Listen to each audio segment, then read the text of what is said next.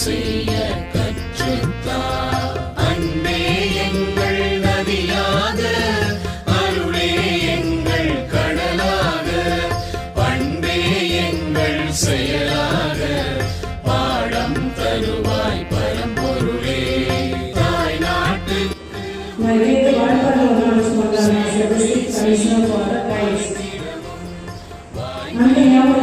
அதே போல ரொம்ப அருமையாக கொண்டாட ஒரு சூழல் ஏற்பட்டு மழை பிரதேசத்தில் எனக்கு எப்போ மழை வந்து காத்திருக்கிறது.